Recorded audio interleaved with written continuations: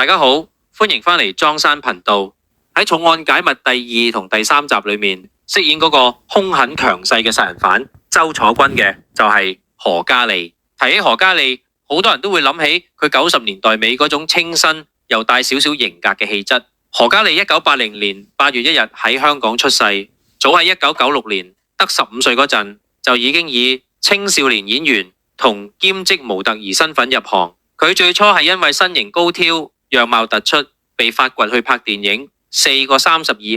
和《一個香蕉少年》，之後又拍咗唔少廣告，慢慢開始入屋，打開知名度。去到1997年，佢因為同謝霆鋒拍攝音樂錄影帶而簽約飛圖唱片，正式轉做歌手。1998年推出首張專輯《My Dreams》，當中《My Dreams》同兩種人都好受歡迎，令佢一度成為樂壇新寵。之後嘅《如錯如愛》、《極樂》同《非分之想》亦都算係代表作，歌聲同形象都幾有辨識度。何嘉莉值得欣賞嘅地方，唔只係因為佢出道早、發展快，仲因為佢屬於嗰一代好有記憶點嘅女藝人。佢唔單止做歌手，仲做過演員、模特兒，後來更加轉型做時裝及形象設計，人生路線好有彈性，由青春偶像到幕後創作人，佢算係一個好典型嘅多面向藝人代表。佢離開樂壇之後，曾經去讀時裝設計同 Fine Art， 之後做過秘書工作，亦做過形象顧問，